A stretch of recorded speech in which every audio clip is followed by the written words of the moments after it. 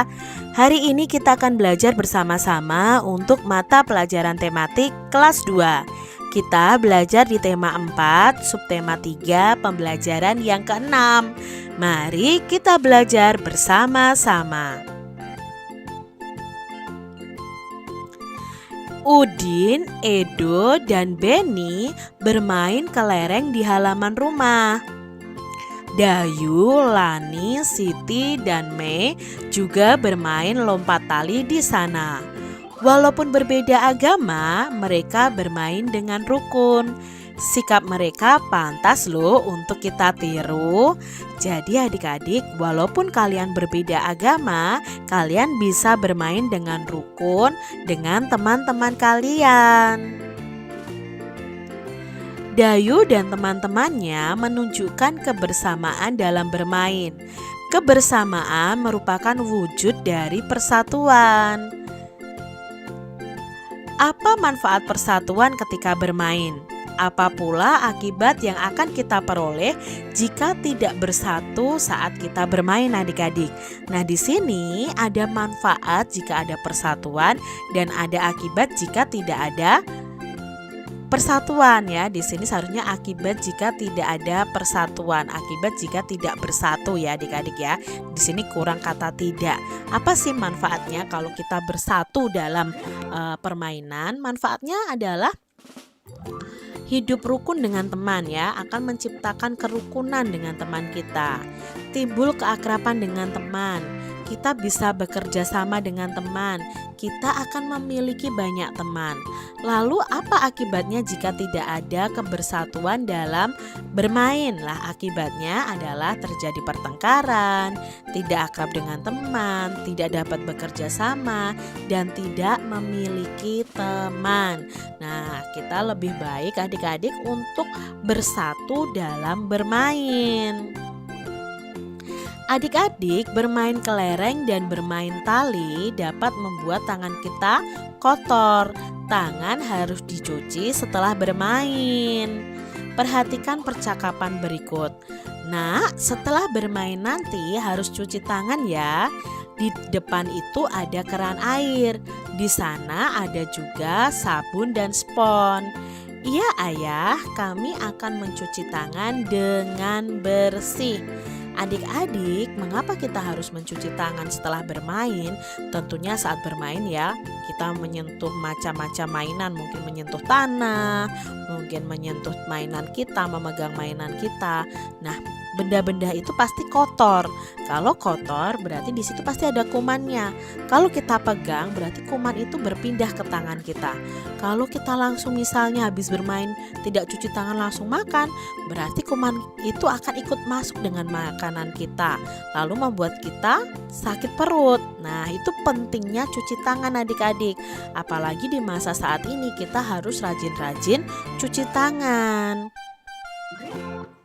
Kesehatan badan perlu dijaga. Menjaga kesehatan badan itu penting. Hal ini dilakukan agar terhindar dari penyakit. Penyakit akan mudah datang apabila kurang memperhatikan kesehatan badan. Jika badan sakit, semua kegiatan pasti akan terganggu adik-adik. Nafsu makan pun akan berkurang ya. Apakah kalian pernah sakit adik-adik? Nah, saat sakit ya kalian tidak bisa bermain, tidak bisa sekolah, tidak bisa kumpul bersama keluarga mungkin ya. Lalu nafsu makan kita juga berkurang. Banyak cara yang dapat dilakukan untuk menjaga kesehatan badan. Contohnya di sini kita harus mandi secara teratur. Kita dapat menggunakan sabun mandi agar lebih bersih, mencuci tangan sebelum makan, mencuci kaki sebelum tidur, menggosok gigi setelah makan dan sebelum tidur. Dan dengan demikian badan akan menjadi bersih dan sehat. Itu tadi cara menjaga kesehatan tubuh kita. Adik-adik, perhatikan gambar ini ya. Di sini ada 3 gambar cara menjaga kesehatan dan kebersihan tubuh kita. Caranya yang pertama apa? Mencuci tangan sebelum makan, setelah buang air besar, dan setelah melakukan aktivitas. menggosok gigi sebelum tidur dan setelah makan, mandi sekurang-kurangnya itu 2 kali dalam 1 hari, menggunakan sabun, lalu kalian bisa keramas dengan shampoo supaya rambut kalian juga bersih. Itu cara menjaga kesehatan badan kita. Apakah kalian sudah menjaga kesehatan badan kalian?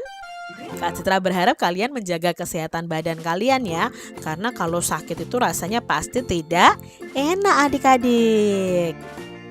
Nah, perhatikan gambar sabun dan spons. Gambar sabun dan spons ini berbentuk balok. Balok itu merupakan bangun ruang. Nah, bangun ini berbentuk prisma. Ya, prisma itu memiliki sisi atas atau sisi tutup atas, sisi tutup bawah, lalu ada 3 sisi tegaknya. Lalu di sini ada rusuk atau ruas garisnya, ada titik sudut. Pada pembelajaran sebelumnya kita sudah pelajari. Ini namanya limas adik-adik ya. Kalau di sini yang atas ini limas segi 4, kalau yang bawah ini limas segi 3. Nah, yang berwarna hijau ini adalah sisinya. Sisinya di sini ada 4 adik-adik ya.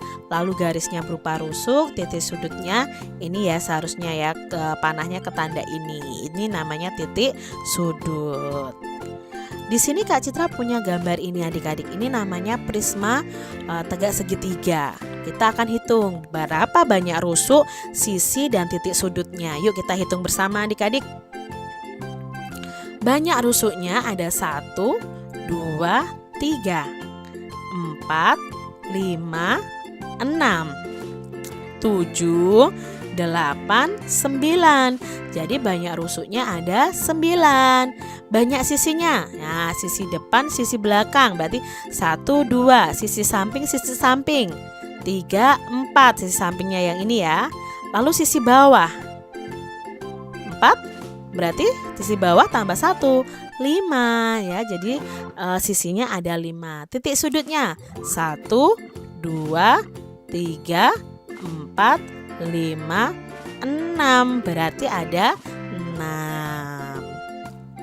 Bangun ruang berikutnya adalah prisma tegak segi 5 ya. Ada berapa banyak rusuknya? Pada pembelajaran sebelumnya sudah nih adik-adik ya.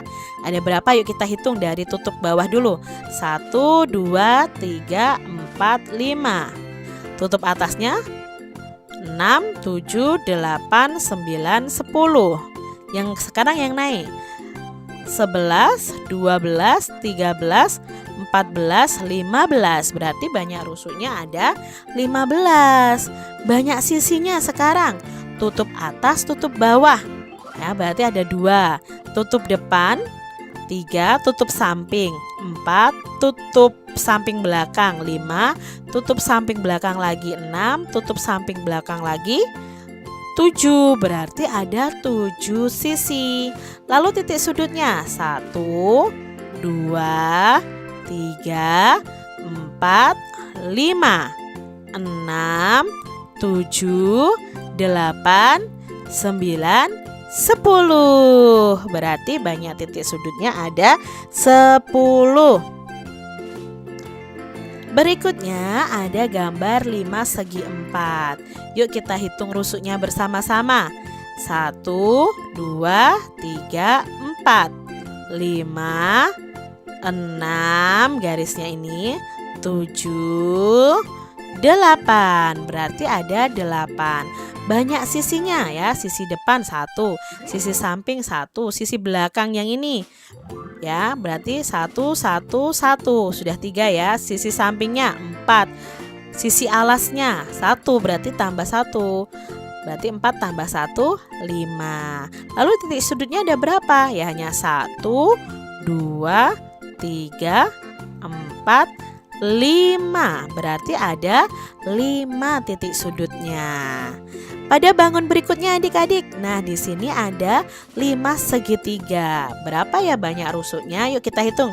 1, 2, 3, 4, 5, 6. Berarti ada 6 sisinya. Sisi depan 1, sisi belakang atau sisi samping 1, berarti 2. Sisi sampingnya 1 lagi 3. Sisi bawahnya atau alasnya 4. Berarti banyak sisinya ada 4. Lalu ada berapa banyak titik sudutnya? Mari kita hitung ya. 1, 2, 3, 4. Maka ada 4 titik sudut. Bangun berikutnya adik-adik, ada 5 segi 5. Nah, berapa ya banyak rusuk, sisi, dan titik sudutnya? Mari kita hitung ya rusuknya dulu. 1, 2, 3, 4, 5. Sekarang yang naik. 6, 7, 8, 9, 10. Berarti ada 10 rusuknya.